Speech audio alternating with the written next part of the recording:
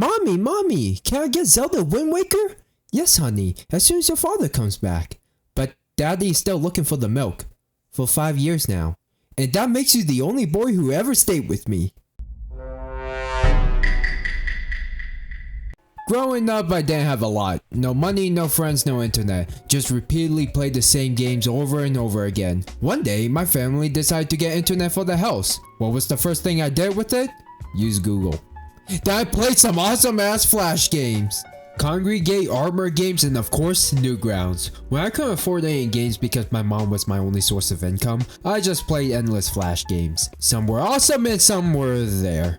I always managed to find new things to play thanks to people adding new games to these websites. Sometimes I just stuck with the same games because they were so addicting. Some of the games such as Dragon Fable had multiplayer to them and it was fun at the time. But there was one game that caught my attention and it stood out to me. That game was Blue Tower Defense. I played the shit out of those games. I'm playing BTD6 right now. You see this red balloon? Look like it's going to leak.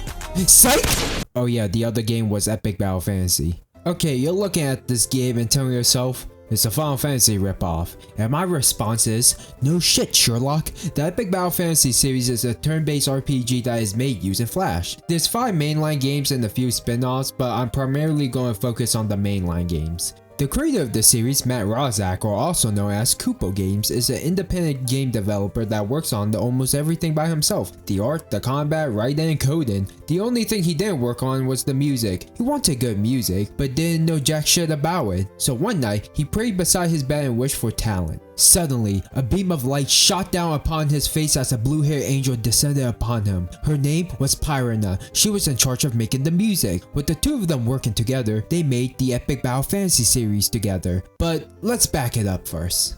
When Matt Rozak was a kid, he had a dream like every other sheltered kid. He wanted to make a game, so he drew some concept art, hoping that one day it would all come to life. As he got older, he went to university and studied computer science. One day, he decided to mess around with Flash and made animations with it. For the time, it was pretty impressive. Nowadays, people would cringe at these like they're on DeviantArt. Matt decided to make a game or movie called Brawl Royale. Remember that quick draw minigame in Kirby's Nightmare in Dreamland? It's basically that. Push a button faster than your opponent. Fuck you, Chef Kawasaki. I wish I could have cooked your ass and eaten you for Thanksgiving. Matt was getting good at animations, so he decided to make Epic Battle Fantasy. Why such an uninspired name? Because you know it's epic, you're battling, and the title logo would look like it's from Final Fantasy.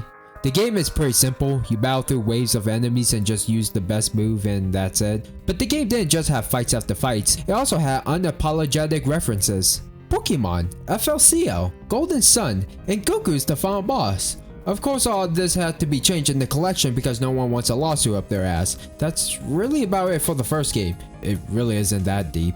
But it's simple fun. Now on to the second game, and boy did it really step up. After your characters die and part of the earth got blown up from fighting Roku, it turns out your characters are not actually dead. The next mission is to save the world from a neo-Nazi. I don't know why he's a Nazi, but okay. Your characters actually have names now. This blonde buffoon is named Matt. And yes, he's a self-insert. He's the concentrated damage dealer who loves impractical swords. Miss Fanservice is named Natalie. She's the white mage. She heals buffs and does some damage. The combat is more polished in this game. You have more options with abilities and swords. You can scan enemies and exploit their weaknesses. You get a really powerful limit break. Yes, that's what they're actually called. Matt Limit Break is Super Lion Omni Slash version 7. Natalie is you're always going to be staring. You fight through waves like in the first game, but you can actually take a break and level up your character's stats and give them new attributes. This little slideshow cutscenes are pretty goofy. The final boss is the neo-Nazi and his tank the Neon Valkyrie.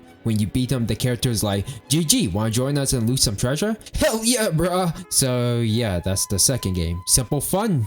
Again, something a dumbass teenage kid like me would like. Now the third game is really where it's at.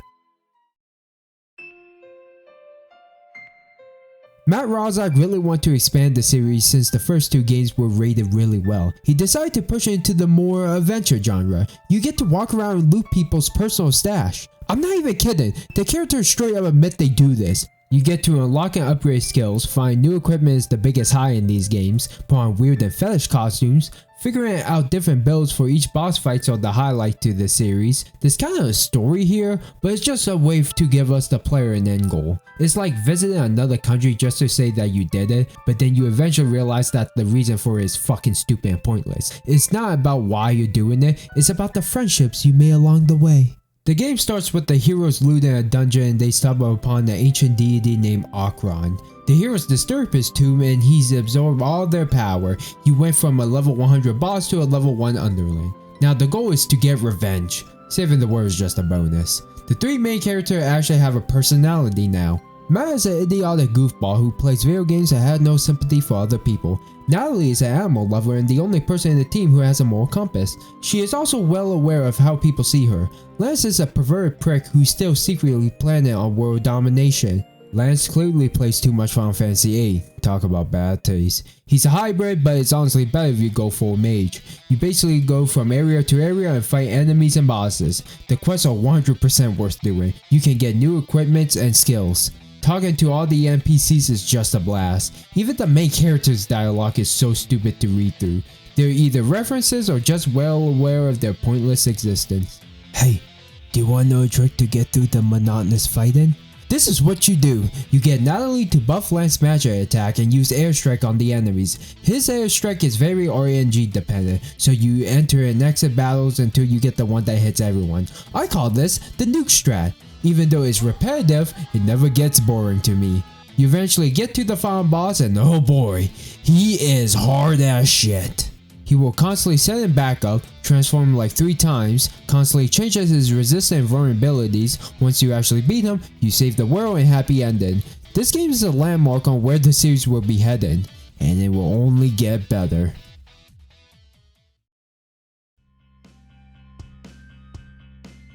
Now on to the 4th game. I never played this one when it came out due to me growing out of Flash games and being able to afford real games. I used to go on websites like Congregate, but I just went on YouTube and watched Shungite videos. Instead of keeping up with DC or Marvel comics, I play online games and tried to get a girlfriend there. That was a mistake. Before I was trying to get my life together, I saw the 5th game on Steam and I was like, holy fuck! This series is still alive! Oh, the 4th game is on Steam! I know what I'm doing! I managed to marathon this series twice. The game starts off with what happened with the heroes from the previous game. They defeated Okron and the world deemed them heroes. They decide to start stealing people's treasure and pillaging villages because they think they deserve everything, which they kinda do. They stole the spiritual stones from Zelda and it's up to our new main character Anna to get them back. I love the new cutscenes. People ask Matt Rozak it's time for a new art style change, but Matt refused and I'm happy that he did. Epic Battle Fantasy art style is a mixture of a kid's cartoon and a shoujo anime. The bright colors and chibi art style conveys that the game doesn't take itself seriously, and neither should you. You're not playing a game where you're going to get some Final Fantasy X character writing, you're playing a game where the characters are just having an adventure and being assholes. The children's book cutscene clearly holds nothing back. I mean, look at my man's Lance! Anna finds out that the scumbags didn't steal the spiritual stone, so she basically forces them to help her get them back. Anna is the nature girl. She loves nature and hunting. She sees the others as incompetent idiots but doesn't realize that she's one of them. Talk about naturally fitting in. Anna is a hybrid, a really good one at that. She can cause a lot of status elements, debuffs, and heal. The gameplay, yet again improved. You can switch out characters mid-battle like they do in FF10. They added more elements. Now you can get your enemies wet and use thunder and ice attacks to do more damage. Nothing like taking a bath and making toast at the same times. 3 birds, 1 stone. Puzzles in this game are pretty frequent. They're challenging and fun enough to break the pace. Do you play Pokemon? Use Cut, Rock Smash, and Jesus Christ. Summons are back, but I don't use those outside of Scanbot. Can you guess how I played the entire game? Yup, the Natalie and Lance combo. The same characters can learn the same skills, but only one of them can learn it. Finally, my old magic skills can be given to someone more proficient. The story in this game is pretty simple, but it's also added some lore to this inconsistent world. It's worth explaining. After Anna gathered the heroes to set on the quest to find the stones, they eventually head into a crystal cave. I will read this piece of unhinged dialogue that has nothing to do with the story. Snowflake warning. If you are easily offended, please leave my channel. This place isn't for soft-skinned pussies. Hey Natalie, are your boobs like airbags? Yeah, I want to take pictures, notes. Listen Anna, we don't bring attention to my breasts ever. It makes men more retarded than usual. And that's not good. Got it? Fine. I'm just gonna pretend I missed all that. Yup, that's what I'll do. God, I love the dialogue in these games. You defeat the boss and go on your merry way, and then, what the fuck? A floating blue cat? You try to attack it, but it's too fast. One hit and you're dead. Eventually run away and the party asks, what was that? Anna explains that the glowing figure looked like Godcat. Godcat was lonely, so she created the cats, but she didn't like that the cats were getting along with the humans. Unworthy of her image, she cuts off all the cats' legs and arms. God damn! Imagine what the Lord would do if he sees what the human race has done. You eventually run into the other half of Godcat and get your ass kicked. Now you can walk on lava! You figure out that the cats stole the spiritual stone so they can summon Godcat and rule the world. This is why I prefer dogs. They never betray you. Cats are evil. They just take your food and live under your roof. But one day, they will kill you. Or they just get lazy and die first. You make your way to the ritual site, but Godcat has been summoned. Now it's time for the final boss. Godcat has like 3 phases, and my Godcat is an endurance test. First phase, you fight Blue Godcat. Use dark attacks and try to kill her as fast as possible while keeping some of your limit breaks. Second phase is Black Godcat. She's weak to holy, so you know, kill her as fast as possible. The third phase is when you should use everything you have and just pray that you have Natalie's limit break ready. That is, it will always be a game changer. I gave you no real strategy because I just depend on pure luck. And yes, I play all these games on normal difficulty because playing turn-based games on high difficulty is a good way to put me in a catatonic state where I question my own decisions in life. You beat Godcat and she's like, humans have shown their worth and deserve to live. So she did what Mewtwo did in the first Pokemon movie and decided to move to heaven or something and bring the cats along with her. The characters celebrate and complain about how there wasn't any character development in the game. Yeah, that was the 4th installment, and it was better than the last one. More characters moments, a constructive world, and even some lore. Now let's get all the best things about the previous games and amplify it.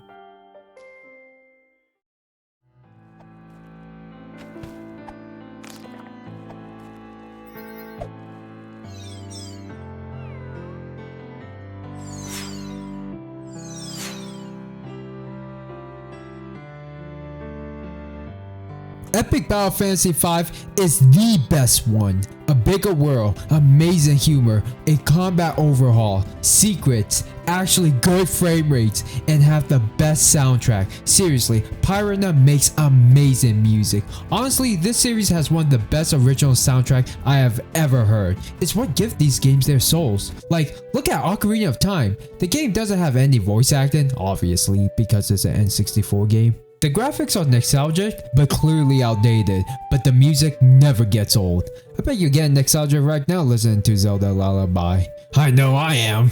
I say this as a fact, if a game doesn't have a good soundtrack, it will be less memorable and to me, not worth playing.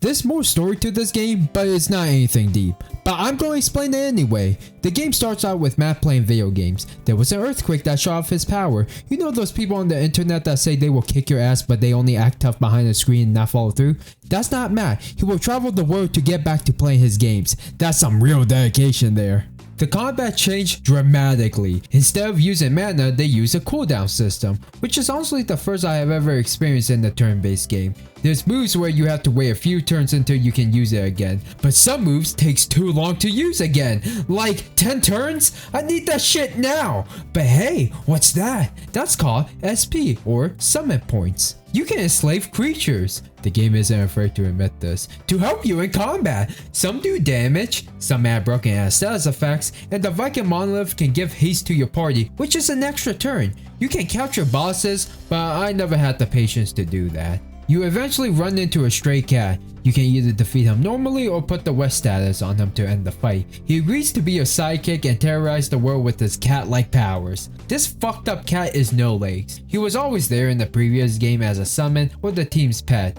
Natalie is the only one who cares about him. He's a cat so he can't talk, but he does agree to steal from others and unleash the warrior inside of him. He's perfect for cleaning up low health enemies and being a dodge tank. He can even summon God Cat herself to help him. The duo encounters an ominous black monolith that will be explained later in the end. They're like, damn, let's go steal a hammer. The duo encounters Natalie and have a boss fight with her. She sees them stealing, and since she isn't an NPC, she's gonna do something about it. You can beat her by getting No Legs to use the lovable status on himself, and she will lose the will to fight. She's been sent on a mission to investigate the black monolith, so she decides to team up with them. But the reality is that she just wants time away from university because she got caught writing yaoi fanfic. Matt and Natalie have some romantic tension in this game. It doesn't really lead anywhere, but it's cute watching these two interact. It's way better than watching my parents interact. You beat the boss, and as you're minding your own business, Lance comes out of nowhere and turns you all into roadkill. He steals Natalie away from you guys, and now you have no mage. But not to worry, Anna wants to stop the nasty fascists because they are destroying nature. She thinks you two are one of them, so now you have to put this child in her place. You can defeat her by inflicting a lot of status elements. Sadly, I didn't have anything contagious like COVID, so I beat her down. It's all a misunderstanding. Matt wants to get his girlfriend back, and Anna wants to take down the son of the Führer. You rescue Natalie, and now you gotta stop Lance from being a rejected art student. You fight him and his Neon Valkyrie. If you can get him and his Neon Valkyrie below 30% health, you can use Natalie's 7th heaven, and Lance understandably surrenders because he has a brick. The thugs made him their prisoner and asked him why he's doing all of this. Basically, he's preparing for space invaders. He wants humanity to survive, so he decided to take it upon himself to be their ruler when the end is near. The team is like, yeah, that clearly didn't work out for you, so we're gonna force you to fight with us. Whatever. Now we got the whole team here. Have you ever watched the anime Konosuba? It's basically a bunch of unqualified idiots that go on an adventure and get into trouble. These guys were not only the original idiots, they are much worse. Matt, the NEET who smells like ass and armpits. He is a massive sword fanatic, so you know there is no such thing as two main sword characters. Natalie have to live with the fact that people only love her for her tits, but not to worry, she also has a big heart. Lance, instead of being bomb, he drops the bomb. Anna, my age do not matter because I'm a cartoon. No Legs. It's honestly hard to make idiotic assholes likable, but these characters have a lot of charm to make you enjoy every piece of dialogue these games have to offer. It's so goddamn cool to read what the characters have to comment about in mid-battle. Like the fetish costumes Natalie wear, Matt desire to kill and eat everything, and Lance's fear of contracting rabies from bushes. I also really appreciate that the developer tries to give these characters some sort of backstory, even if it's not a lot. And you're probably thinking by now, did I still use the Lance and Natalie combo? The answer is yes and yes. It got nerfed because of the cooldown, but this is what I did. Certain equipment gives buffs when defended, so I defend with Natalie and Lance and use No Legs to give haste to one of them. Boom, pow, shallow. Mage City, bitches. There's a ton of content in this game. Some content I never got to experience on my first playthrough because I was playing the vanilla version. There's also content that creeped me the fuck out. One of the coolest things in this game is the art gallery. It's full of fan art, and the only way to unlock these rooms is to do achievements. That's great if you're a shut-in who wastes time platinum games. So what happened to these characters? They search out for the truth and sources behind the black monolith. Turns out, alien invasion! Kinda. Throughout the whole game, Matt has been breaking the fourth wall and has been talking to us, the players. It turns out that the series got a reboot, and that explains why the characters didn't remember each other. They get ready for the final battle by Natalie telling you to keep them safe. You first fight a giant monolith, and after that, the Devourer. Not the most impressive looking final boss, but he does talk about how he basically run this simulation, 5 times to be exact. How Archon and Godcat didn't do their jobs. He later deletes the earth and put the delete status on you. You start to lose more health each turn, and then eventually you will die. So you gotta be very aggressive. Once you beat him, he brings back the earth and lets you all live. But he will always be watching you. The characters celebrate and start moving on with their lives. The group have been helping rebuild villages. Matt and Natalie are not ready to be a couple yet, but they will get there. Anna and Natalie move in together. Lance is trying to fix all the damage he has done as he waits for Matt to die so he can take Natalie for himself. No Legs love being the pet. The disorganized mischief have a drink as they say goodbye before Matt throws you into New Game Plus. That was Epic Battle Fantasy V. It was amazing, fun, hilarious, memorable, the best the characters have ever been, and I feel like I'm missing something. On January 12, 2021, Adobe Flash no longer runs on any operation system, which means you cannot play any Flash games unless you download a different program, which I haven't tested nor want to because I don't really care enough. But the point is, Flash games are outdated. You get a bunch of new AAA games coming out, the rise of popular indie games, and the huge success of free-to-play games with a AAA budget. Not saying no one use Flash or play those games anymore, but there's superior alternatives. Turn-based games are honestly getting outdated too. People like being more active and not wait. That's why Final Fantasy threw away the turn-based combat system to a more action-based one. Even Matt Rozak himself said he's not too big on turn-based games. Unless your Pokemon is some very popular game like Undertale, you are taking big risk. There was something odd about the Devourer. It wasn't just a cosmic being, it was more than that.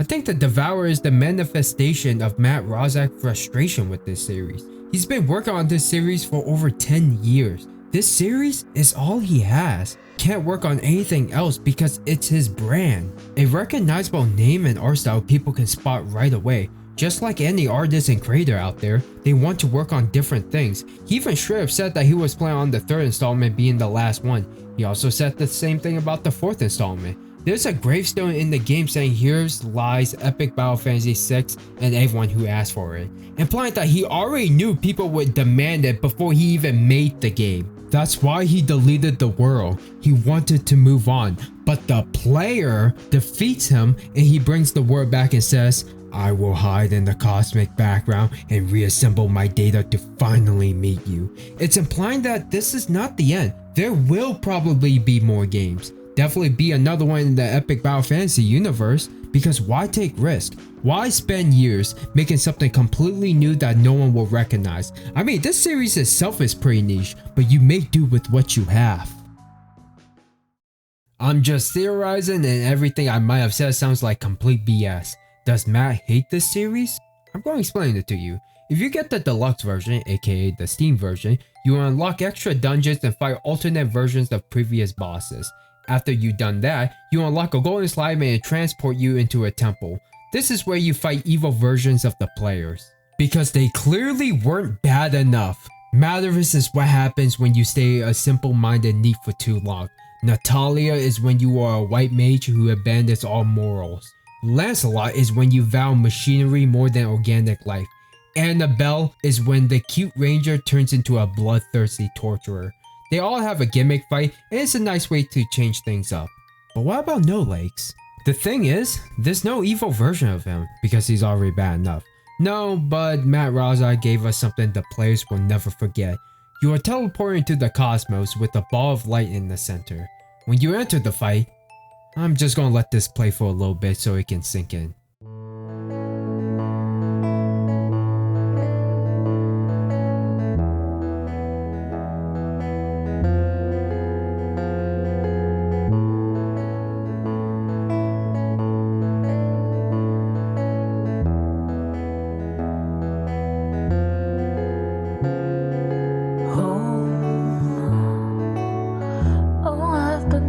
So long, felt like forever, and now I see the green fields of hope. You fight God. You're also imbued with the status called Epic. Each turn it gradually buffs you, all while this calming song plays about the peace of home. I call this series special, but what makes a game special? Is it because it's really good and quirky? You play at a specific time in your life and it's the memories that makes it unique? Finishing a game with friends or someone important in your life? having a long-lasting impact on you? I can't give you a universal answer because there isn't one. Everyone views things differently. But I can tell you why this game is special to me. Everyone has a hobby they grew up with, whether it be video games, playing music, sports, or really anything. I was just bored one day and I just stumbled upon this series. I already like Final Fantasy, so I was like, why not? So I tried it out and I loved the references and the complexity of the combat, even if it's not that deep in today's standards. I grew attached to the character's stupidity and I even had a crush on Natalie. Yes, I'm more of a tits guy. This series screams nerd culture. Matt Rozak is a degenerate and he's not afraid to show that. He understands us and what we want and would like. He even has his own YouTube channel celebrating the game's anniversary by showcasing people's fan art. He even occasionally comments on people's epic Battle Fantasy videos. And if he's watching this right now, hi! On my first marathon years ago, I was smiling because I remember these games were fun and reminded me of my Flash days. On my second marathon, I still had a blast, but grew up a lot since then. When I fought God, you know, the cat, not the one from the Bible, it made me think about how I changed because of circumstances. Time doesn't stay still. I used to be a degenerate and play video games all night while jerking off to animated high school girls. But now, I still do that, but a lot less. People interest changes, try out new things and want to experience things in their life. But sometimes, it's not bad to look back and see how far you came. Because despite everything, it's still you. I already know this video is going to fade into obscurity, but I don't really care. So thank you, Matt Rozak. Thank you for giving me and many others their childhood.